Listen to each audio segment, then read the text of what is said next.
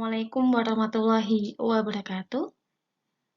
Selamat siang dan selamat sore untuk kelas MS1 dan MS2. Nah, kita hari ini ada di pertemuan keberapa?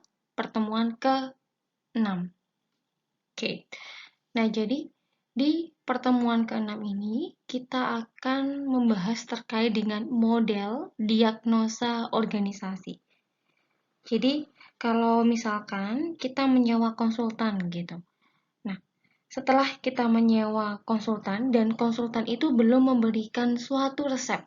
Resepnya nanti berupa apa? Intervensi. Jadi sebelum si konsultan ini memberikan intervensi ke organisasi kita, mereka pasti terlebih dahulu melakukan diagnosa. Karena ketika konsultan ini sudah melalui proses diagnosis atau diagnosa itu tadi, nanti mereka akan dapat apa? Informasi yang bisa kita gunakan untuk melakukan intervensi. Jadi intervensi yang kita berikan itu berdasarkan hasil diagnosa yang sudah kita lakukan. Jadi, diagnosis yang dilakukan oleh organisasi itu sebenarnya ditujukan pada terjadinya analisis yang betul-betul mantap tentang berbagai data yang dimiliki.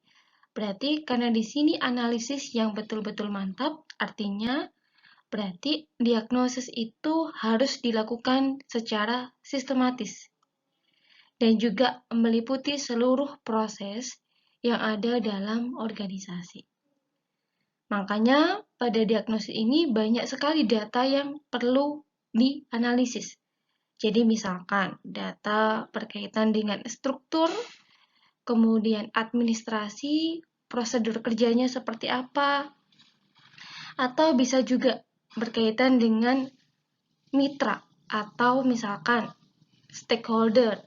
Kita kerjasama dengan mitra siapa untuk penyediaan bahan baku. Nah, itu nanti juga masuk di analisis yang akan kita diagnosis. Nah, seperti yang sudah kita ketahui bahwa pengembangan organisasi itu kegiatannya berlandaskan atas informasi yang ada. Berarti kalau butuh informasi yang ada, informasi berarti harus bersifat apa? Valid. Gitu. Nah, berarti di sini kalau kita mendefinisikan diagnosis bisa mencakup dua hal ya, teman-teman. Yang pertama, menganalisis berbagai sub-elemen dalam organisasi, kemudian juga jenis produk yang dihasilkan, serta menyoroti hubungan yang terjadi antara berbagai subsistem dalam organisasi. Nah, berarti di sini poinnya adalah yang dianalisis itu banyak sekali elemen dalam organisasi. Kemudian, tidak hanya elemen saja yang masuk dalam diagnosis, tapi juga manajerial. Jadi mulai manajemen puncak sampai dengan manajemen bawah, tingkat bawah itu juga menjadi sorotan ketika kita akan melakukan proses diagnosis. Kemudian yang kedua, diagnosis ini didasarkan atas berbagai proses yang terjadi dalam organisasi, seperti jaringan komunikasi. Jadi kalau jaringan komunikasi ini kita bisa melihat dari struktur organisasi. Kemudian pengambilan keputusan oleh kelompok dan juga pemecahan masalah serta gaya kepemimpinan. Jadi gaya kepemimpinan nanti juga harus dilihat gitu, harus dianalisis dan juga masuk pada proses diagnosis yang dilakukan oleh konsultan. Apakah sudah efektif atau belum? Nah, ini ciri-ciri diagnosis. Jadi, ciri-ciri diagnosis ini itu harus disepakati oleh kedua belah pihak. Jadi, kalau kedua belah pihak, ada pihak dari organisasi yang kita sebut sebagai klien dan ada dari pihak si konsultan.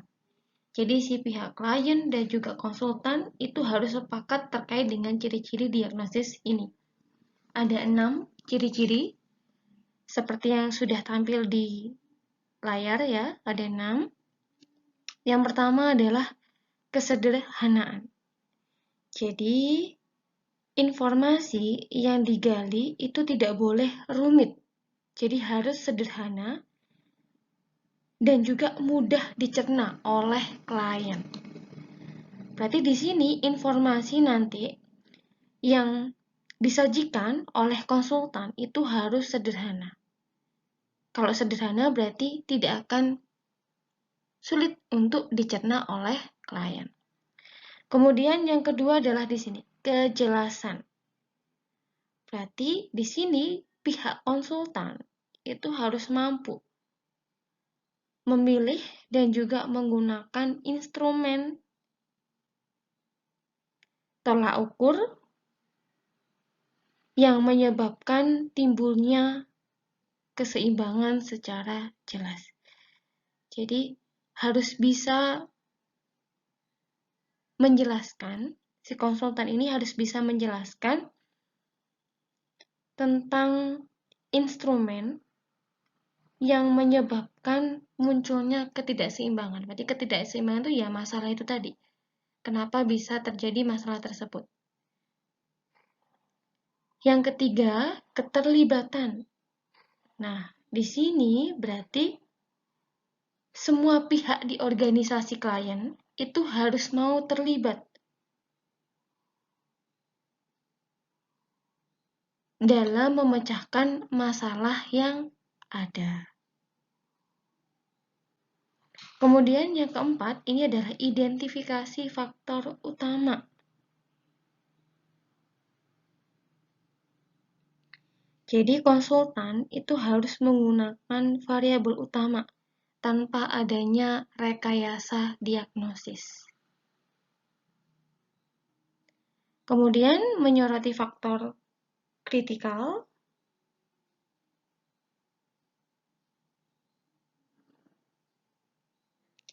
Jadi yang disoroti oleh konsultan itu faktor kritis. Faktor kritis itu misalkan faktor-faktor yang berkaitan dengan misi, visi, dan juga tujuan organisasi. Kemudian yang terakhir adalah penumbuhan rasa urgensi.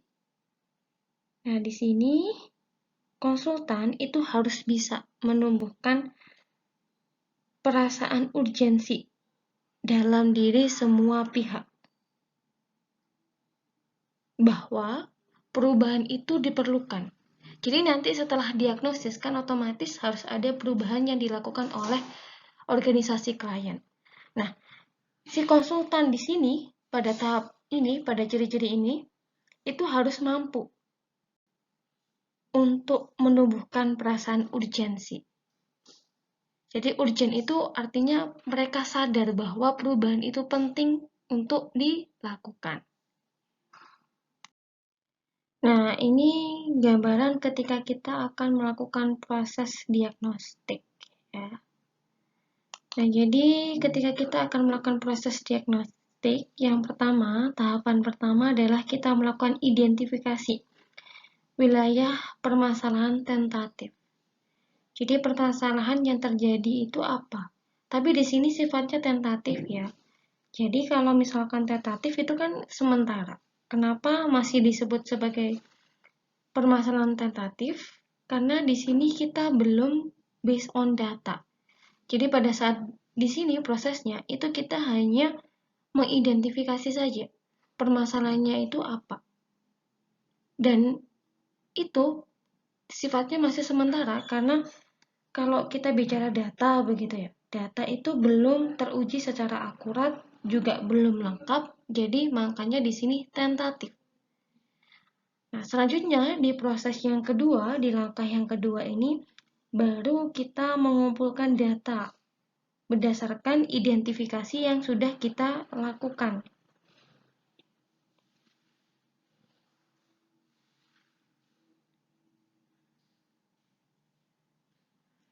Kemudian setelah kita mengumpulkan data, datanya sudah lengkap, sudah mutakhir, sudah akurat. Selanjutnya kita ke tahap yang ketiga, kita melakukan analisis data. Nah, di sini pada saat proses analisis ini, data yang tadi itu yang sudah kita dapatkan, kita analisis secara akurat. Kemudian baru kita lakukan umpan balik. Nah, umpan balik di sini berarti adanya kesepakatan antara pihak klien dan juga pihak konsultan.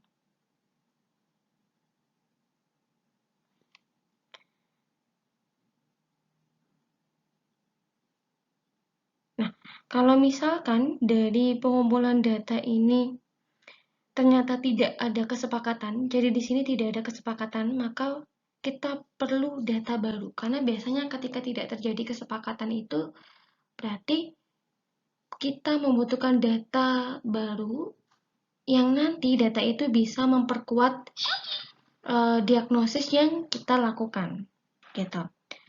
Nah, makanya di sini kita harus mengidentifikasi lagi. Nah, kemudian selanjutnya di langkah yang kelima, kita ini mengidentifikasinya bersama-sama. Jadi di sini antara konsultan dan klien.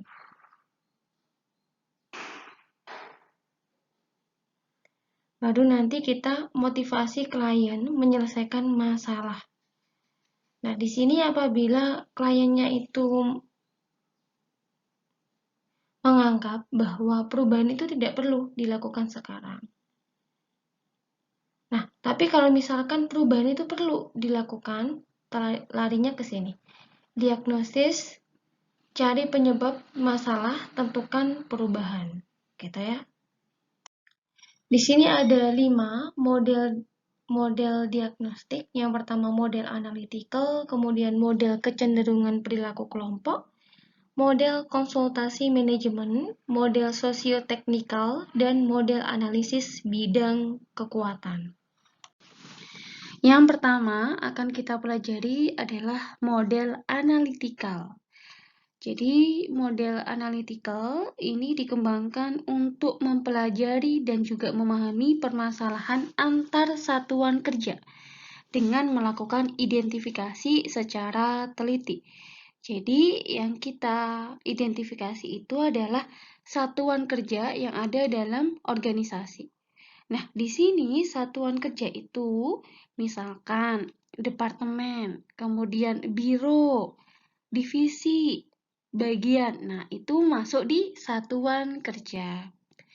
Kemudian, satuan-satuan kerja yang ada harus terintegrasi dalam suatu upaya yang menyatu. Artinya, berarti satuan-satuan kerja yang ada dalam organisasi itu harus saling bekerja sama dalam mencapai tujuan organisasi. Nah, kemudian tugas-tugas yang menjadi tanggung jawab masing-masing satuan kerja dapat dipelajari dan juga dikaitkan dengan 4 karakteristik dan juga lingkungan kerja. Yang pertama, struktur satuan-satuan kerja yang ada. Jadi masing-masing satuan kerja itu punya struktur masing-masing. Jadi bisa kita contohkan gitu. Misalkan di organisasi ada departemen keuangan, ada departemen sumber daya manusia, ada departemen pemasaran.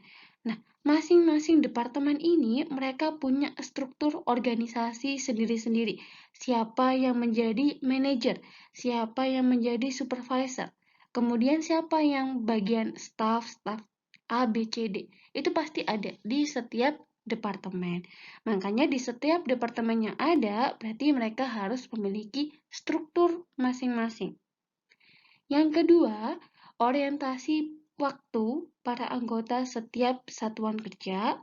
Yang ketiga, orientasi para anggota satuan kerja dengan anggota lain.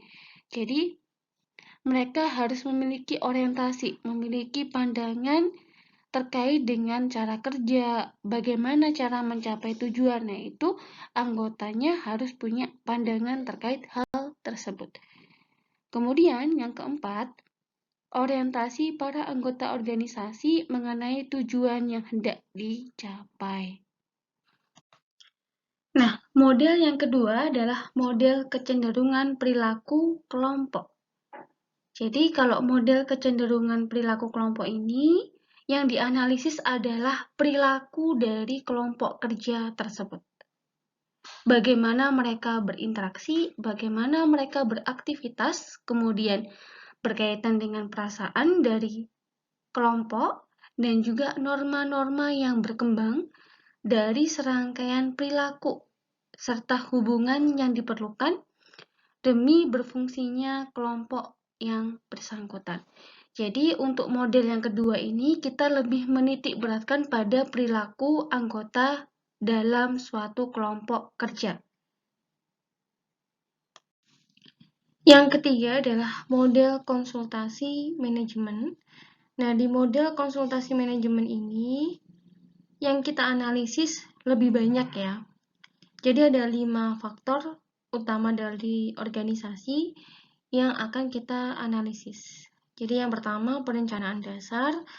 Berarti yang kita analisis berkaitan dengan perencanaan dasar seperti visi misi, tujuan, kemudian sasaran. Nah, ini juga menjadi bahan analisis yang kita gunakan untuk mendiagnosis suatu permasalahan atau ketidakseimbangan yang terjadi dalam organisasi. Kemudian yang kedua, keuangan. Nah, di sini kita harus melihat keuangannya sudah sehat atau belum. Yang ketiga, iklan dan juga promosi itu juga harus kita analisis. Apakah sudah berjalan efektif atau belum. Kemudian riset pemasaran. Nah, nanti bisa kita melakukan hasil surveinya. Jadi, kalau perusahaan itu kan dia sudah melakukan riset pemasaran. Jadi sudah ada data, dan dari data hasil surveinya itu tadi, nanti akan dilakukan pengambilan keputusan. Yang kita analisis ya pengambilan keputusan berdasarkan riset pemasaran tersebut. Kemudian yang kelima adalah sumber daya manusia. Misalkan yang kita analisis berkaitan dengan apakah jumlah dari karyawan sudah sesuai atau belum. Kemudian misalkan kita kaitkan dengan fasilitas maupun metode kerja. Itu juga masuk di ranah sumber daya manusia. Model selanjutnya adalah model sosio-teknikal. Nah, di model sosio-teknikal ini, organisasi itu menganalisis suatu organisasi sebagai suatu sistem sosio-teknikal yang berinteraksi dengan lingkungannya. Nah, setiap organisasi terdapat suatu sistem sosial. Sistem sosial ini terdiri dari tugas, kemudian kegiatan, dan juga sarana prasarana yang digunakan untuk mencapai tujuan. Nah, jadi sosioteknikal ini itu tugas, kemudian kegiatan, sarana prasarana. Itu tadi kan bagaimana caranya mereka ini dijalankan. Berarti yang kita bahas adalah teknisnya seperti apa. Makanya di sini antara sosial dan juga teknis saling berkaitan. Makanya di sini pendekatannya model sosio-teknikal. Dari kata sosial dan juga teknis. Jadi teknisnya itu prosedurnya seperti apa? Bagaimana tugas itu dijalankan, sarana dan prasarannya juga bagaimana mereka bisa difungsikan. Itu nanti yang akan menjadi bahan analisis kita. Model yang terakhir ini adalah model analisis bidang kekuatan.